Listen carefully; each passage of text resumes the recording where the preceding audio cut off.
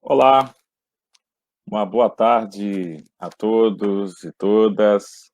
Sejam bem-vindos à transmissão da, de mais uma live da Rede Latino-Americana de Estudos Pentecostais no Brasil, a RELEP Brasil. O tema de hoje é o pentecostalismo na América Central. Para discuti-lo, convidamos dois especialistas internacionais que conhecem muito bem a região centro-americana e que gentilmente atenderam ao nosso convite. Estou falando da porto-riquenha doutora Augustina Luves e estou falando do alemão doutor Heinrich Schäfer. Sim, que é um prazer recebê-los. Bom, o prazer é todo meu, né? Sí, es nuestro el honor. Gracias por la invitación. Ok. A fala será em espanhol, apesar do professor Henrique Schäfer ser natural da Alemanha, falar o alemão, ele vai fazer um esforço de conversar com a gente em espanhol, e talvez até um portunhol saia em alguns momentos, e a gente espera que eles falem devagar, despacio, e todos possam compreender bem a fala. A professora doutora Agustina Luves vai também falar em espanhol. Eu acho que isso ajuda nesse nosso diálogo internacional da RELEP. Uma breve apresentação dos nossos colegas. Deixa eu ver como eu coloco. Aqui. Uma breve apresentação dos nossos palestrantes hoje. A doutora Agustina Luves, ela é teóloga pentecostal, professora de teologia sistemática no Seminário Evangélico de Puerto Rico e também é ministra ordenada da Igreja Defensora de la Fé, em Porto Rico, uma igreja pentecostal. O doutor Heinrich Schäfer é sociólogo e teólogo, professor da Universidade Bielefeld, tem um doutorado em sociologia e outro doutorado em teologia sistemática. É pastor da Igreja Luterana. Nenhum dos dois está em pastorado, em exercício no pastorado, estão se dedicando integralmente à pesquisa, estão se dedicando à academia. Então, é muito bom conhecer, primeiro, a doutora Agustina Luves e o doutor Henrique Schäfer. A RELEP, já fazem parte da RELEP, participaram de vários eventos, são membros efetivos da RELEP Continental, e para a gente é um orgulho poder recebê-los e partilhar esse momento de pesquisas, de investigação. Doutora Agustina Luves mora na América Central, né, em Porto Rico, conhece bem a região, pode falar a partir dessa região com propriedade, também a partir dos seus estudos, e o professor Dr. Henrique Schäfer fala da Alemanha, mas conhece muito bem a região, casada com uma latino-americana, tem vários estudos aqui, frequenta bastante a região da América Latina, em especial a Centro-América. Então, sem mais delongas, eu queria introduzi-los e pedir que esteja à vontade. Nós combinamos cerca de 20 minutos de fala para cada um deles, e logo após teremos um momento para compartilhar algumas perguntas que esperamos que surjam ao longo da discussão. Eu também posso fazer uma ou outra pergunta, mas darei prioridade às perguntas que surgirem da transmissão, ok? Então, obrigado a todos, uma vez mais, e a gente começa com... Quem quer começar? Ok. Agostinho começa, e a gente... Deixa eu só colocá-lo aqui. Por favor, fique à vontade. Pues muy buenas tardes, gracias por la invitación nuevamente y para mí es un placer compartir con estos dos hermanos en la fe y en el amor de Jesucristo. Vamos a estar hablando sobre el pentecostalismo en Puerto Rico a 100 años de estar aquí en Puerto Rico y vamos a verlo desde una visión crítica, ¿verdad? Los retos que nos enfrentamos en este momento, pero antes tenemos que hablar un poco de la historia de cómo surge el pentecostalismo en Puerto Rico. La aparición y el rápido crecimiento del pentecostalismo en Estados Unidos a principios del siglo XX se podría considerar un desafío para la iglesia cristiana. Hablar de pentecostalismo como un movimiento religioso es entrar en un mundo que ha sido subestimado por muchas personas que no entienden cómo este movimiento ha crecido y sigue creciendo en el mundo. Existe un claro consenso entre los analistas del pentecostalismo que el mismo se entendió como una luz de esperanza entre la gente marginada y pobre en sus orígenes, y Puerto Rico no fue la excepción. El pentecostalismo, al igual que cualquier otra empresa social, cultural o religiosa, tiene su propia historia, que da testimonio de cómo este movimiento, que para algunos historiadores surge en Estados Unidos y para otros en África y para otros en América Latina, en Estados Unidos surge de un líder negro que se convierte de alguna manera en el mayor exponente de este movimiento del cristianismo, de mayor crecimiento en el cristianismo. Hace 120 años se produce ese despertar marginal en los Estados Unidos, y que dado el racismo generalizado de esos tiempos, mucha gente pensó que no tendría posibilidad de crecimiento. Sin embargo, con la vigorosa presencia del Espíritu, continuó para convertirse en una realidad en la vida de muchas personas. Esta poderosa experiencia cubrió el mundo, y al igual que el derramamiento inicial del Espíritu el día de Pentecostés, el movimiento pentecostal ha recibido hoy una amplia atención. Ha sido nombrado por muchas designaciones, unas amables y otras poco amables, y su diversidad constituye uno de los retos más importantes para los estudiosos e investigadores. Entró en erupción entre gente privada de sus derechos y se entendió como una comunidad restaurada por el poder del Espíritu Santo. Una comunidad con una identidad y que puede ser ampliamente descrita, ¿verdad? Clásicamente se describe como, la descripción más clásica de esa identidad incluía la oralidad de su liturgia, la narratividad de su teología, el testimonio, la participación máxima en el plano de la reflexión, de la oración y de la toma de decisiones, una comunidad inclusiva, y por lo tanto también una comunidad que era de reconciliación, que debe ser siempre de reconciliación. Además, se hablaba de que se incluía en esta comunidad los sueños y las visiones en las formas personales, en las formas públicas del culto, y que funcionó como una especie de ícono para el individuo y para la comunidad. Y esta comprensión, que debe ser informada por las experiencias también de la correspondencia que hay entre cuerpo y mente, siendo el Ministerio de la Sanidad por la oración la aplicación más notable de esta correspondencia entre cuerpo y mente. Una de las características más importantes de este movimiento del Espíritu es que los primeros pentecostales fueran unicitarios o trinitarios, provenientes del movimiento de santidad o el movimiento que es hoy en Inglaterra, blancos o negros, eran generalmente aquellas personas cuya ubicación social les predispuso hacia el pentecostalismo. Fueron en general un grupo despreciado, socialmente marginales, políticamente sin voz, económicamente deprivados y eclesialmente también ninguneados, porque las iglesias ya establecidas lo consideraban como una secta. Además, también eran las personas cultural e intelectualmente despreciadas. Y si consideramos que Dios elige a los débiles y a los humildes para el mundo pentecostal, el Espíritu entonces les proporcionó una voz, un espacio, un poder y los medios por los cuales legitimar su lugar en el mundo y en el reino de Dios. Aunque hay diferencias notables entre la experiencia de los hispanos nacidos en los Estados Unidos y los nacidos en América Latina y el Caribe, el pentecostalismo ha representado para todos y todas una luz de esperanza para ambos grupos, ya que comparten un lenguaje común, la experiencia con una comunidad de sufrimiento y de fe, una fe cristiana que establece ese vínculo de la lucha mutua y también de la liberación.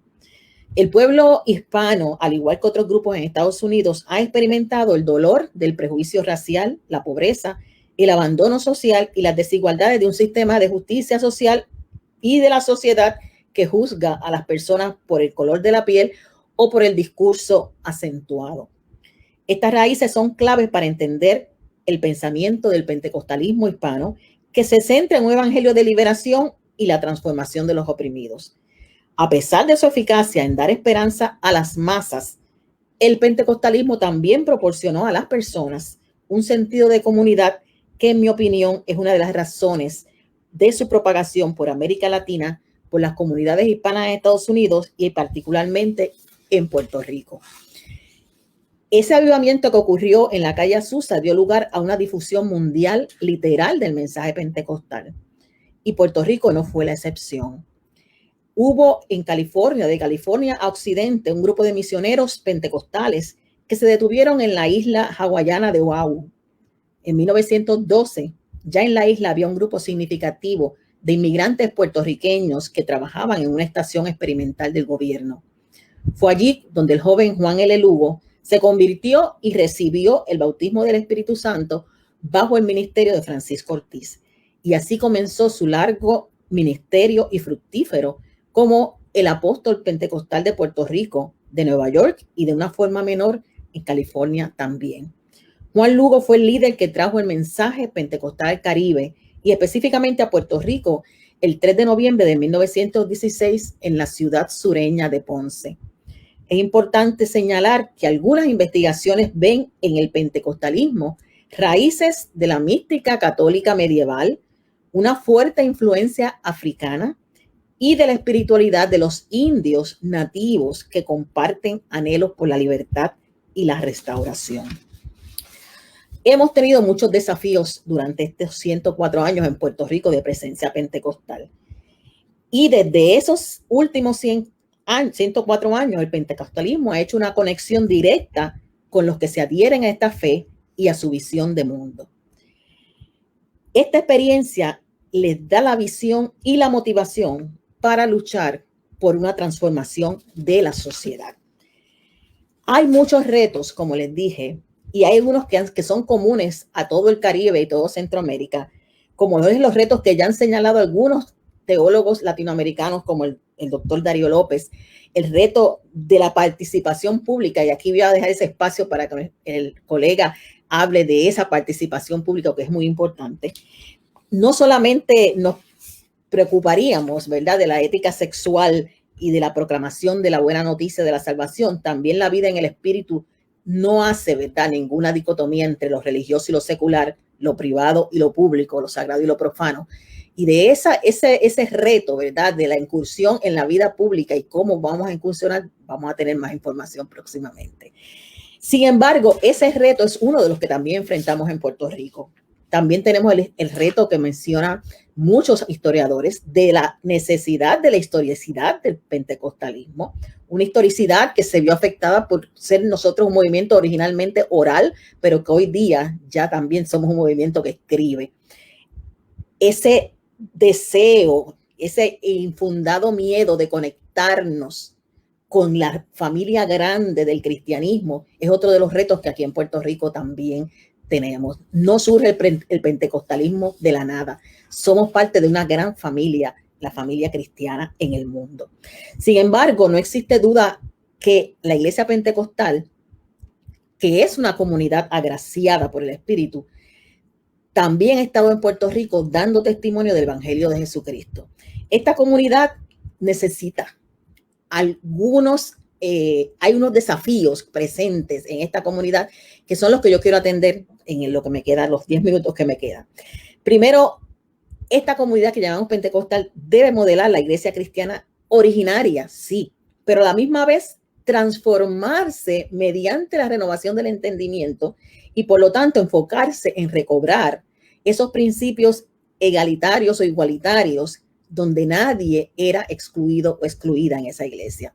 El derramaré mi espíritu sobre toda carne, que era la promesa, es una promesa de inclusión y tenemos que regresar a esa promesa de inclusión. La iglesia pentecostal puertorriqueña, geográfica e histórica y culturalmente caribeña, debe estar consciente de la relevancia de nuestro contexto y cómo demanda ese contexto la afirmación de nuestra realidad para poder trabajar de una manera con un modelo autóctono y no con modelos genéricos heredados. Para cumplir con esa meta necesitamos la guianza del Espíritu y al mismo tiempo estar atentos a las señales de los tiempos y los espacios. Además de tomar en consideración los elementos históricos, sociales, culturales, políticos y económicos que conforman nuestra realidad puertorriqueña. Es pertinente articular una visión y misión para este tiempo que tome en consideración los aportes del cuerpo entero de Cristo. No debe perpetuarse la exclusivista perspectiva masculina que ha sido la norma en el mundo pentecostal en Puerto Rico. Para esto hay que escuchar las voces silenciadas, los cuerpos invisibilizados, los intelectos censurados, si es que queremos una iglesia fiel a las marcas de la iglesia de Jesucristo. Debemos recordar siempre que la iglesia pentecostal que llegó a Puerto Rico hace 104 años respondió como una iglesia empoderada en medio de una sociedad racista, sexista y clasista. De acuerdo con una de las fórmulas bautismales más antiguas, en Jesús ya no hay diferencia entre judíos y griegos, esclavos, libres, hombres y mujeres. Para esta iglesia en Puerto Rico está prohibido olvidar que la realidad social en los comienzos y desarrollo del pentecostalismo fue su ministerio entre los desheredados, los socialmente marginados, las comunidades étnicamente heterogéneas, las clases trabajadoras, la gente empobrecida, desempleada o subempleada. Ser pentecostal en Puerto Rico no es solamente articular una teología que corresponda a su comunidad, es también concretizar esa reflexión en una práctica que afirme la gracia de ser una comunidad agraciada por el Espíritu. El Espíritu que constituyó la iglesia y que crea una comunidad trasciende todas las barreras sociales, culturales, de género y geográficas. Ese mismo Espíritu es conocido por su ministerio de sanidad y de justicia. No podemos perder de vista que una iglesia pentecostal en Puerto Rico, en un contexto de coloniaje, marginalidad, mestizaje y mulatez, exilio, pobreza, significa estar del lado de la vida y la liberación. Desde esta realidad, nuestra iglesia tiene la posición aventajada de apropiarse bíblicamente de aquellos elementos que promueven y afirman la vida plena, la vida en abundancia. Al mismo tiempo, la iglesia pentecostal puertorriqueña debe levantar su voz profética de denuncia ante las fuerzas demoníacas que limitan la plena realización del reino de Dios en el aquí y el ahora. Y para adelantar esa agenda es necesario discernir de dónde y para dónde sopla el Espíritu y desde dónde los anti-espíritus de Dios traen muerte con sus vientos extraños.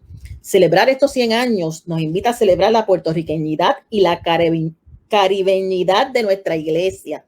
El primer paso es unirnos en la oración de no nos dejes caer en la imitación. Es ser una iglesia con una nueva conciencia, un nuevo despertar a nuestra identidad y un compromiso de transformar las condiciones de dominación y alienación. Cada día nuestros hermanos y hermanas se ven privados de su dignidad y luchan con asuntos que minan su humanidad. La iglesia pentecostal puertorriqueña está llamada a cultivar un proceso de afirmación que se caracterice por la solidaridad, la justicia y la liberación. En resumen, estamos llamados a ser una iglesia descolonizadora. Una área nunca atendida por nuestra iglesia y rarísima vez por otras denominaciones cristianas en Puerto Rico es el considerar a las tradiciones religiosas de nuestro Caribe como interlocutores importantes. El pentecostalismo ha tenido diálogos ecuménicos con otras tradiciones cristianas. En el 1989, con la Alianza Mundial de Iglesias Reformadas, con la Iglesia Católica Romana inició un diálogo desde 1961. Pero necesitamos ir un poco más allá y conversar con las religiones de nuestros ancestros africanos. Son nuestros ancestros africanos del Caribe. Esta iniciativa, unida a las estadísticas globales que afirman la presencia de musulmanes, hindús, bahá'ís, judíos y adherentes a otras religiones escondidos entre los movimientos pentecostales, apuntan a la necesidad de esa apertura al diálogo. La iglesia pentecostal puertorriqueña tiene que acercarse a esas marcas que tradicionalmente la iglesia afirmó desde el principio. La iglesia tiene que ser una, tiene que ser santa, tiene que ser católica y tiene que ser apostólica. Y la iglesia puede ser una, no en el sentido de ser la única recipiente de la gracia y del amor de Dios, sino una con el inmigrante, con el extranjero, donde no hay judío ni griego. Una con las mujeres, donde no hay distinción entre hombres y mujeres. Una iglesia gobernada por hombres es más que una herejía. Es una piedra de tropiezo para la construcción de la sociedad que el reino de Dios afirma. La Iglesia Pentecostal puertorriqueña es una cuando armoniza con la total creación de Dios, cuando sus predicaciones y sus actos apuntan a ese reino de Dios donde no existen fronteras divisorias entre nada. En consecuencia, la Iglesia es una cuando puede hacer alianzas con otras corrientes sociales, religiosas, con la meta de avanzar esos valores del reino de Dios, especialmente la solidaridad para con el pobre. La Iglesia también es santa, es una santa, haciendo honor a uno de sus primeros nombres, la comunidad de los santos pobres, como decía Romanos 15:26. Es un recordatorio de que los pobres son miembros en plena comunión, miembros con derecho al voto y parte vital de la Iglesia que lucha por sanar las causas de la pobreza. Ser santa no significa que somos una institución angelical desconectada del mundo terrenal. Su santidad es la que respeta la sacralidad y la santidad de todo ser humano, creado a imagen y semejanza de Dios. Es santo cuando contesta que sí a las preguntas de Mateo 25. Es santa cuando insiste en ser perfecta, como exhorta Mateo 5:48, cuyo referente es Lucas 6:36, que lee, es compasiva. Una iglesia pentecostal dotada deriva su santidad de ese mismo espíritu que es santo, que santifica la vida e invita a la comunidad a ser profética. La iglesia es católica porque toma todas las partes en consideración. No se casa con una reflexión única, sino que está abierta a ponderar y evaluar la contribución de todo el cuerpo de Cristo. Ser católica significa no ignorar que hay un lugar en la mesa para cada quien, aún para quienes como Pedro han negado al maestro más de una vez. La iglesia también es apostólica cuando se sienta y actúa como enviada, haciendo uso de la palabra de sabiduría, de conocimiento dado por el mismo Espíritu. La misión de la iglesia siempre será avanzar el reino de Dios, dando buenas noticias a la gente. Y esa buena noticia tiene mucho que ver con la noticia que hoy vive nuestra gente. Para eso el Espíritu Jesús vino sobre Jesús. Le ungió para anunciar buenas noticias a la gente que vive en aflicción. La iglesia va a ser siempre apostólica cuando se entiende a sí misma unida a una gran cadena de gente enviada a compartir el mensaje sanador y liberador de Jesucristo. 100 años en Puerto Rico, muchas contribuciones, muchos desafíos. Que ese mismo espíritu que dirige la iglesia sople todos los días y nos haga continuar siendo la comunidad que él constituyó, como dice Pedro Casaldáliga, una comunidad siempre abierta al mundo, libre en su palabra, coherente en su testimonio e invencible en su esperanza. Gracias.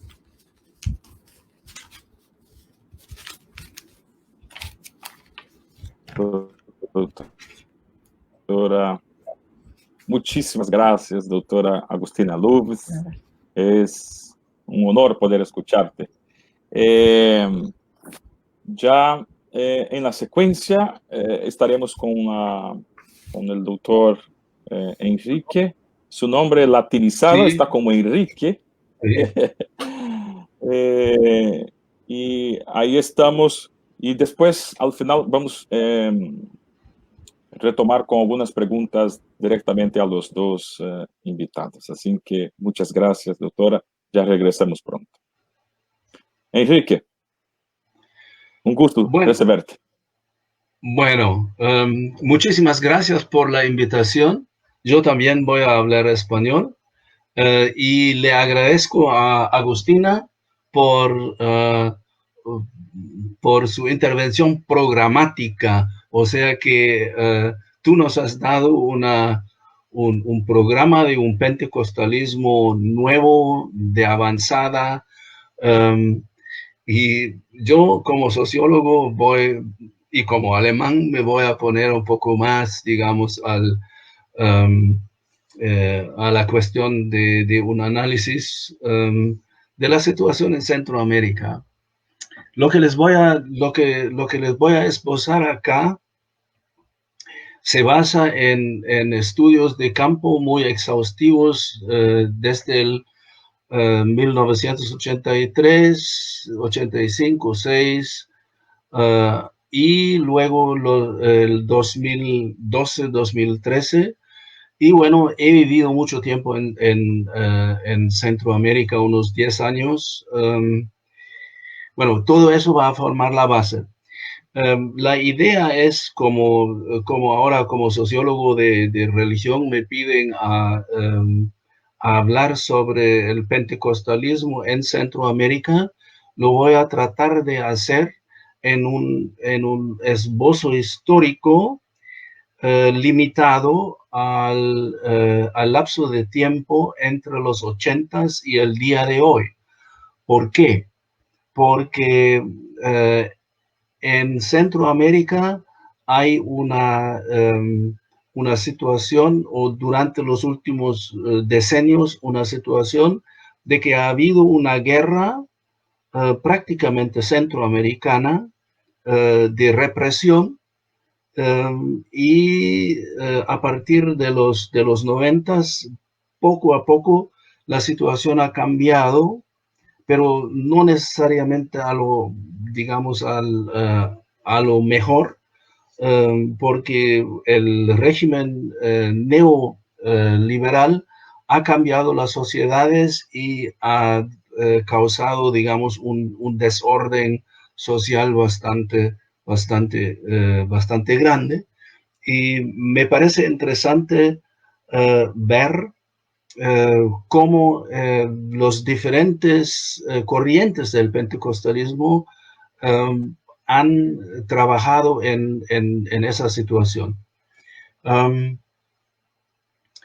Primero, algunos números. El pentecostalismo ha crecido muchísimo en Centroamérica. Por ejemplo, en Guatemala, en los 80s, un 18% de la población era protestante. Hoy son un 45 hasta 50%, o sea que la mitad de la población en Guatemala es protestante hoy en día. En Nicaragua, en los 80s, un 10% de la población era pentecostal o protestante, incluyendo pentecostal, y hoy son un 40% y hasta más. O sea que tenemos sociedades que realmente tienen una influencia muy importante del movimiento pentecostal, y ahí está precisamente donde está el clavo, porque habría que ver que hay iglesias que son de la misma programática, como Agustina nos ha mostrado, pues que la iglesia pentecostal a la que ella pertenece en Puerto Rico sí lo es, pero al mismo tiempo también hay desarrollos en diferentes iglesias que no son de la misma calidad, digamos. Entonces, déjeme comenzar con la situación de los 80s, donde ha habido una orientación apocalíptica y al mismo tiempo teocrática y de protesta. Y después vamos a mirar rápidamente cómo las sociedades traspasaron del conflicto armado abierto a la desintegración neopentecostal, y lo que ha pasado en varias iglesias, y especialmente lo que ha pasado con las estrategias con que los líderes pentecostales han trabajado con esta situación. Entonces, importante ahora es que yo voy a enfocar la posición y las estrategias de los líderes. O sea que ustedes bien saben que muchas veces los líderes tienen su propia agenda, que es algo diferente de lo que las personas, los creyentes que van a la iglesia, viven en su cada día. Entonces aquí yo voy a enfocar sobre todo los líderes, y bueno, es importante saberlo para no pensar que estoy todo el tiempo hablando de los creyentes, digamos, normales de cada día que no buscan influenciar, por ejemplo, la política. Hay líderes que no tienen esa agenda, pero en el movimiento neopentecostal específicamente sí hay eso. Entonces, déjenos ver primero los 80s. En Centroamérica, como ustedes probablemente saben, ha habido un levantamiento de una guerrilla, pero también de grandes partes de la población, comenzando a finales de los 70s y más o menos de duración hasta los 90s. Entonces, toda la fase de los años 80 ha sido una fase de una intensa lucha social, militar, y también una fase de una polarización religiosa muy importante y de un crecimiento del movimiento pentecostal.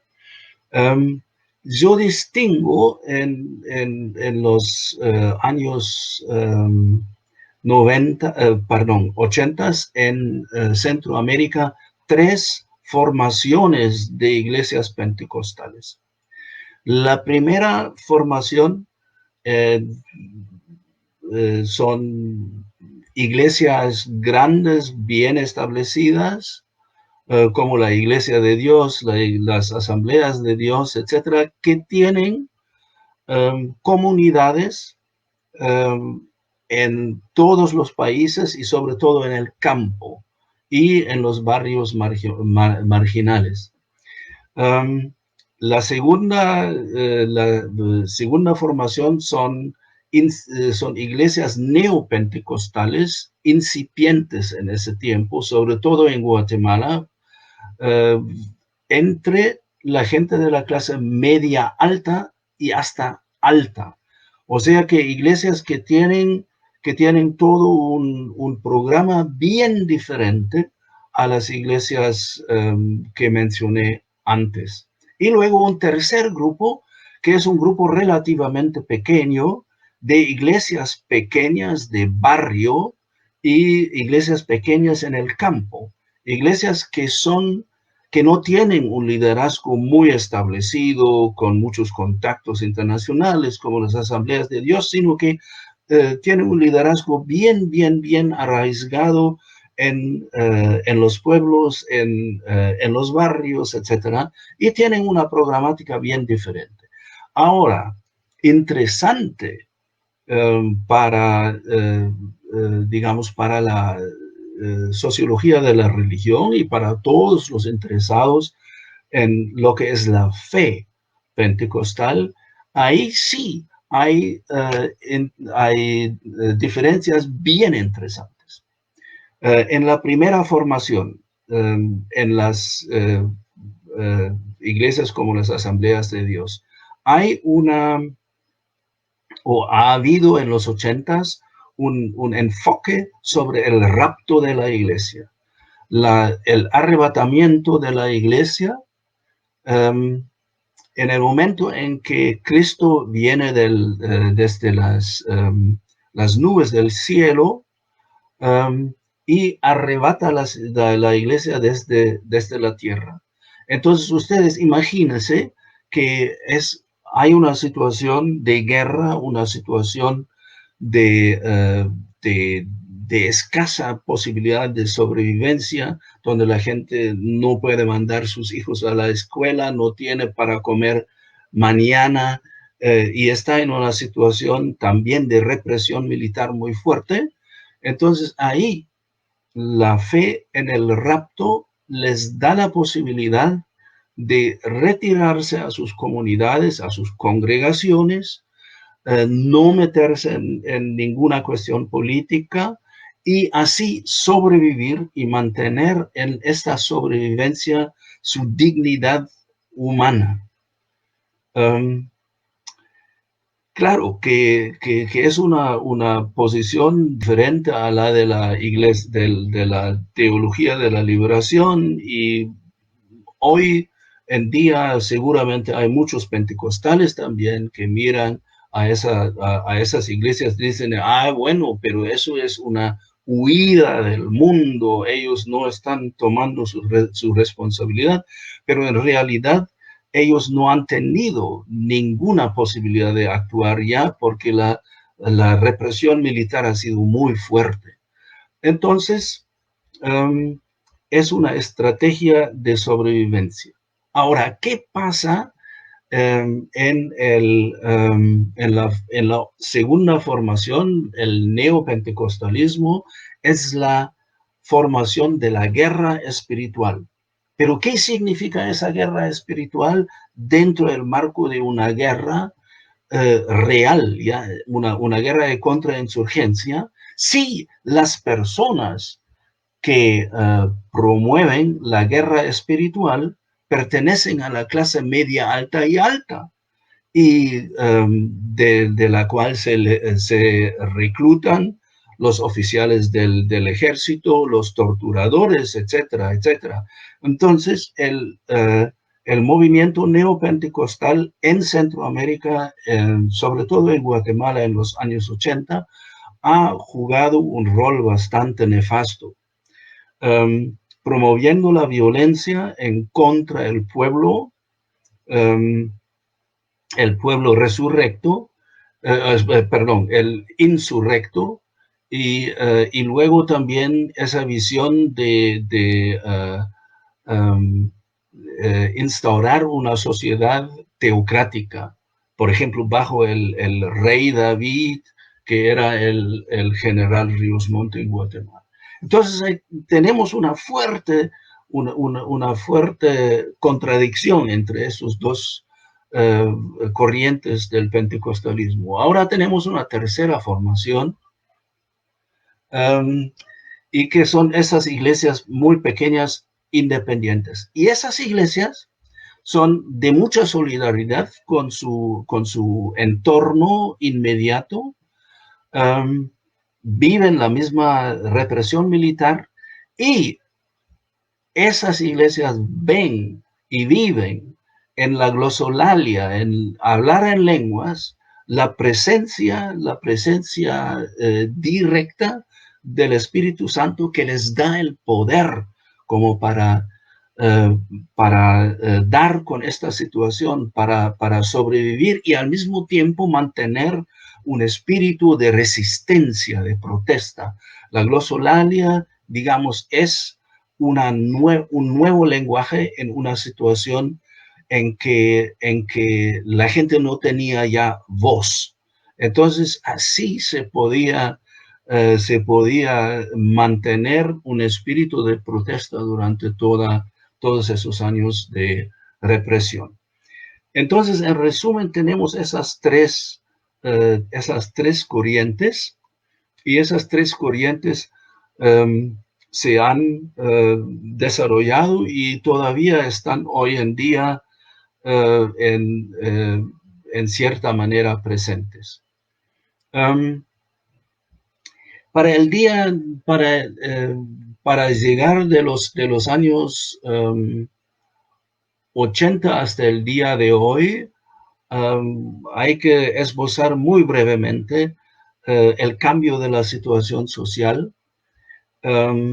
Hemos visto que han habido procesos de paz en los 90s, y con las reformas económicas en los años 2000 y siguientes, ha habido una fuerte neoliberalización, o bueno, ya comenzó en los 90s, y con eso ya no había, digamos, una violencia militar represiva, sino que ha habido una individualización muy fuerte de la sociedad. De modo pues que los lazos de la solidaridad o digamos, de la convivencia social que han habido, y que hasta cierta medida se han fortificado durante la represión, ahora en la individualización se pierden. O sea que es una sociedad, como dijo mi colega en Costa Rica, Elsa Tames, es una sociedad de sálvese quien pueda. Y dentro de esa sociedad de sálvese quien pueda, tenemos esos actores pentecostales ahora que se reorientan. Las pequeñas comunidades en los barrios encuentran ahora más posibilidades de compromiso en sus propias comunidades, en sus barrios, y en sus pueblos, en el campo. Por ejemplo, en un pueblo donde hemos trabajado mucho, personas que durante la represión han estado en unas iglesias pequeñas pentecostales con glosolalia y ese espíritu de resistencia, pero sin actuación social, comienzan a meterse a la cuestión ecológica. Limpieza de los cafetales, por ejemplo, ¿no? Programa de radio de una emisora pirata del lugar, un programa de radio con cuestiones de cuidado ambiental, cuestiones sociales, etcétera, etcétera, donde trabajan personas de estas comunidades.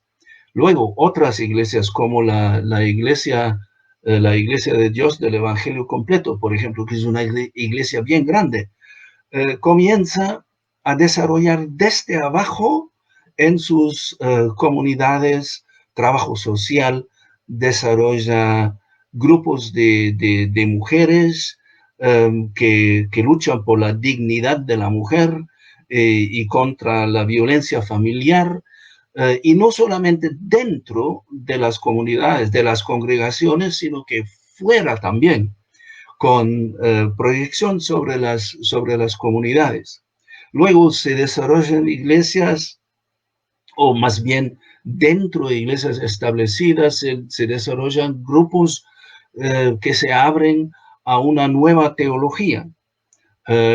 Una teología de ese tipo que que acabamos de escuchar de Agustina, una teología abierta al prójimo de las otras religiones, abierta a los indigentes no cristianos, abierta a la liberación. Entonces, ahí hay desde abajo un despertar y una reorientación.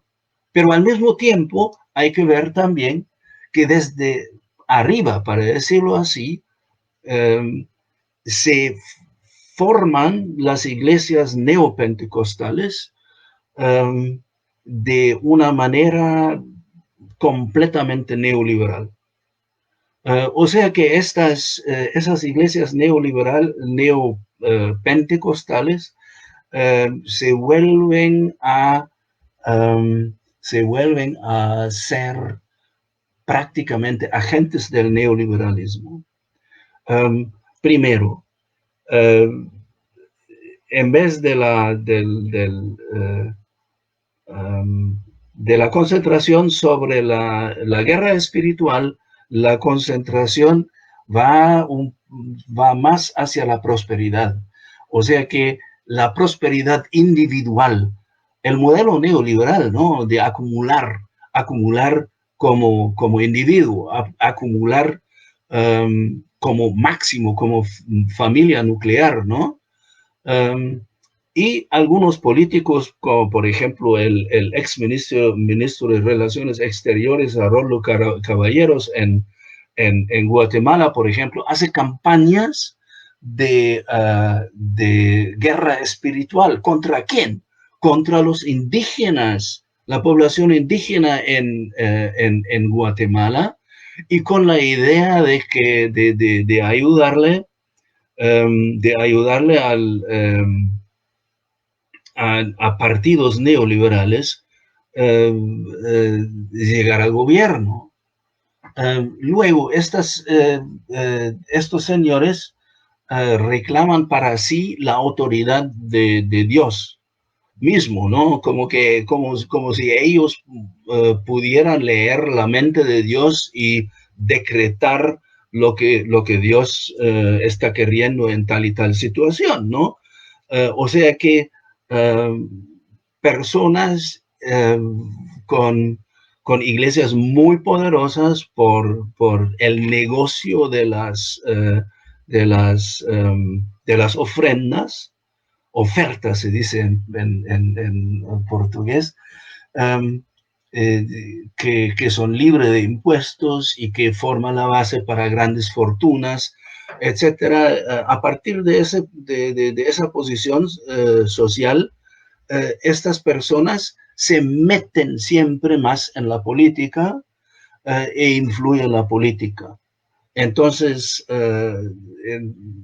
tenemos ahí lo que yo como teólogo, ahora voy a hablar sobre como teólogo y no como sociólogo, lo que yo llamo una herejía, que es la herejía del capitalismo tardío, lo que están practicando ellos, ¿no? O sea que es la idolatría del dinero.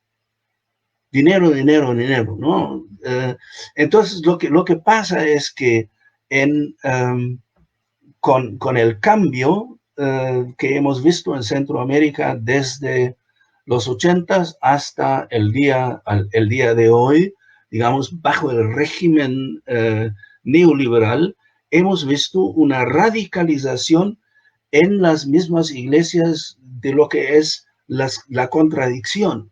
O sea que las iglesias de barrio, las iglesias desde abajo, hacen una política, una práctica cristiana, etcétera, completamente diferente que las iglesias desde arriba. O sea que lo que tenemos es una lucha de clases dentro del conjunto de las iglesias. Y esto hay que resolverlo. Y a mi entender, esto se resuelve para las iglesias pentecostales con una postura como la hemos escuchado de Agustina en la primera intervención de esta noche. Bueno, muchísimas gracias. Muchísimas gracias a usted. Ha sido excelente escucharles a ustedes en esta noche. Agustina, también ahí estamos con algunas cuestiones. Algunas preguntas han aparecido en cuanto estábamos con las presentaciones, y otras quisiera yo también provocarles para que, aunque muy puntualmente, puedan presentar sus opiniones. Esto, en primer lugar, a Agustina, esto lo que estaba hablando sobre redescubrir quizás voy a hablar en portugués para que esse processo de redescobrimento da inclusão, né, que o pentecostalismo tinha como elemento central, lá no seu começo, no seu surgimento, a ideia de inclusão. Era uma comunidade minoritária, uma comunidade, e aí sabia fazer isso muito bem. Quando cresceu, acho que perdeu esse processo da inclusão. Pero uma pergunta que quisiera hacerte era que pudiera explicar un poquito más esto de que dice que no nos deje caer en la imitación. Quizás que pudiera hablar un poquito más de esto, de no caer en la imitación, para que tengamos un poco más de claridad. Y una cuestión, esto que hablaba Enrique, es de las iglesias pequeñas minoritarias de barrio y de campo. La sociología de la religión y quizás la teología también parece que no toma esto en cuenta cuando están haciendo sus análisis, ¿no? No está muy presente, porque la gente siempre piensa en las grandes iglesias o en los medios, ¿no? Y es importante que cuando vamos a hacer una crítica y cuando vamos a pensar acerca del pentecostalismo, que este tema, ¿no? Separar de qué iglesia estamos hablando, de qué grupo, de qué personas, ¿no? Creo que son dos perspectivas bien interesantes que planteas tú, iglesias de arriba, iglesias de abajo, y quizás esto sea una manera para profundizar. Agustina, entonces empezamos con usted y en la secuencia ya pongo una pregunta que hemos recibido de los telespectadores. Su micrófono. Gracias. Esa iglesia pentecostal del origen, ¿verdad? Cuando nos vamos a la historia, que vemos que precisamente en Estados Unidos, en una época de tanta segregación, ¿verdad? De tanta separación, de tanta distinción entre gente letrada, gente iletrada, gente pobre, gente rica, gente nacional, gente extranjera. Esa separación tan grande donde surge el pentecostalismo y logra aglutinar en una comunidad a todas esas personas, no empieza su diversidad. Eso es una noticia nueva en el escenario religioso de los Estados Unidos. Así que ese fue el impacto más grande que tuvo el pentecostalismo, una comunidad donde la gente tiene participación a pie de igualdad. Eso fue lo novedoso, ¿verdad? Porque las iglesias en Estados Unidos estaban segregadas y han seguido estando segregadas a lo largo de la historia. Y el pentecostalismo cae en ese mismo pecado de la segregación, ¿verdad? Porque hoy tenemos iglesias pentecostales, blancas, negras, asiáticas, etcétera. Así que esa fue la novedad de ese comienzo del pentecostalismo, esa capacidad de escuchar las diferentes voces. Y eso pues se ha perdido también a lo largo del tiempo y eso tenemos que recuperarlo, ¿verdad? Sí. Y entonces cuando yo hablo de no nos deje caer en la imitación, estoy citando ahí al teólogo caribeño Noel Leo Erskine, que tiene un libro muy bueno sobre teología caribeña. Y entonces él explica que uno de los primeros pasos, ¿verdad?, de la teología caribeña, de lo que se hace desde el pensar de la fe desde el Caribe, es poder darnos cuenta que todo lo que tenemos vino de algún sitio, que fue impuesto de alguna manera nuestro modo de orar, nuestro modo de vestirnos, las construcciones de nuestra iglesia, nuestra relación con Dios, esa visión de Dios, ¿verdad? Fue impuesta totalmente por todos los imperios que llegaron a esta área del Caribe. Y una de las cosas que hizo la llegada de todas estas personas al Caribe fue eliminar totalmente lo que era indígena, ¿verdad? En el Caribe, en menos de 50 años, desapareció todo el componente indígena. Por lo tanto, todo lo que tenemos del Caribe original es arqueología. Lo que tenemos es que allá en la historia, ¿verdad? No es como en la América Latina, que hay muchas poblaciones de indígenas fuertes que están presentes en América Latina a pesar de la colonización. Acá en el Caribe, la colonización significó la erradicación total de los indígenas y que llegaran los imperios europeos, pero también el secuestro de las comunidades africanas para que fueran esclavos en esta área del mundo. Así que todo lo que nos ha traído, ¿verdad?, el mundo colonizante ha sido la imposición de unos estilos, incluyendo ser iglesia, incluyendo un Dios griego, ¿verdad?, incluyendo otra visión de Dios. Entonces, no caer en la imitación es poder articular una voz dentro de la fe que sepa a Caribe, que sepa a nosotros, que tenga ese sabor. Perfecto. Y de ahí viene esta inquietación de hablar en franco diálogo con las comunidades aborígenas, ¿no? Con nuestra historia. Exacto. Perfecto, perfecto, excelente. Muy bien. Enrique, entonces esto de esa articulación, ¿cómo? Sí, bueno, es que primero hay que ver una cosa en cuanto a las pequeñas comunidades o pequeñas congregaciones. En mis proyectos de investigación he trabajado mucho con pequeñas congregaciones, pero hay que ver también que no es tan fácil, porque llegar a un lugar remoto del campo, quedarse ahí algunas semanas o unos meses para vivir, eso quiere decir que uno tiene que ir ahí. Y tiene que vivir ahí con condiciones malas de vida, etcétera, etcétera. Estudiar una iglesia en un barrio de miseria, una favela, un mojo, ¿no? quiere decir que tú tienes que ir ahí. Tú tienes que frecuentar el lugar y estar con la gente. Tú tienes que visitar a la gente en sus casas, entrevistarla, etcétera, etcétera. Entonces sí necesita digamos, un cierto esfuerzo, ¿no? Y por eso es más difícil conocerlos y por eso hay menos estudios, etcétera, etcétera. Y bueno, yo confieso que todavía no he escrito ningún estudio sobre esas comunidades. Sí. Yo lo tengo que hacer, ¿no? Pero bueno, por el otro lado, yo creo que es importante dejar claro que esa contradicción que hay entre iglesias que llamé desde arriba e iglesias desde abajo. En las iglesias desde arriba, digamos, hay la cúpula de los ¿cómo se llama? De los líderes, ¿no? Como Malafaia, etcétera, ¿no? Y hay creyentes, ¿no? Y entonces hay que tener mucho cuidado, ¿no? Identificar los líderes con los mismos creyentes, porque los líderes tienen sus metas políticas, sus estrategias, etcétera, etcétera, etcétera. Y muchos de los creyentes van ahí porque necesitan consuelo, etcétera, etcétera, etcétera, ¿no? Entonces hay que tomar en cuenta eso. Y en las iglesias pequeñas también hay que ver esa diferencia entre liderazgo y miembros, ¿no?